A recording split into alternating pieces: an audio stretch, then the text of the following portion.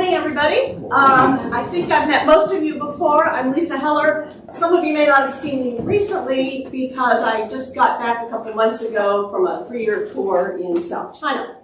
And so to kick off the talk this morning, I brought a little kind of souvenir of my time there that I thought would be kind of relevant. This is the bulletin from one of the churches that I used to attend. And for the most part, it's pretty similar to church bulletins that you would have here. It has the readings and it has upcoming events, etc.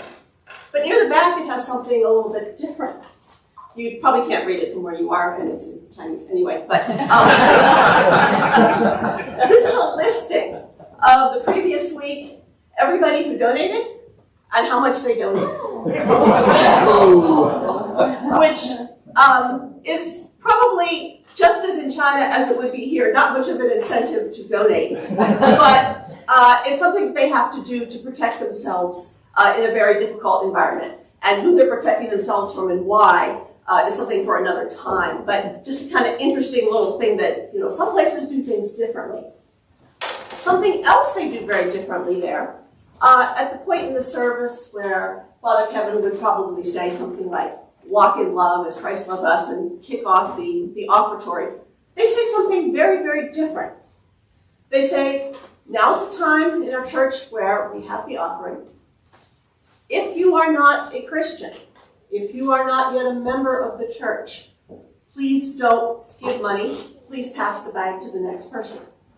It's probably not a line you've ever heard in the church here in the U.S. Why do they say that?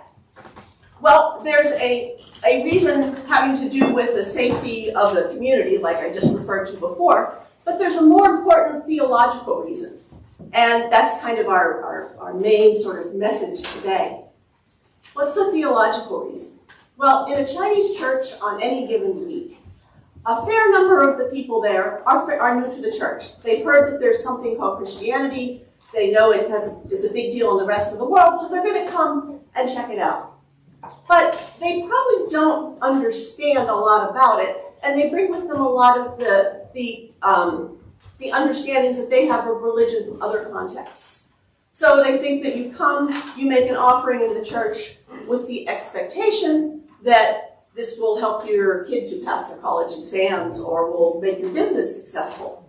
They might come in with the expectation that an offering is a very contractual or what's the word I'm looking for? A transactional, yes, transactional affair. What they don't understand yet, that's not how Christianity works. In Christianity, God has already given us everything in advance, right? We already have our lives, we have our glorious world, and through Jesus we have this eternal connection with God. In the offering sentence, that's the sort of topic of our pledge drive this year, Walk in Love. Christ has loved us and has given himself for us. That's all past tense. That's all happened. It's already there. We don't have to give money.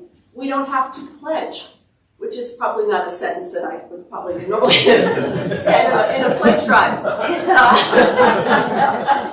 So, I mean, why do we pledge? Well, the beginning of that sentence, walk in love, is an invitation.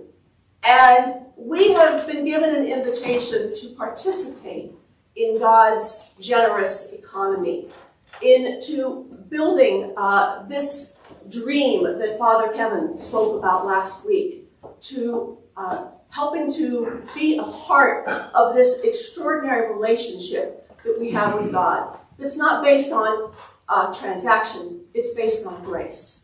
And so I hope this year, as you're getting ready to complete your pledge card, you can kind of remember that and think of how we can be part of this extraordinary and really distinctive relationship that we have with God in Christianity. So thank you. Father Kevin, it's off to you.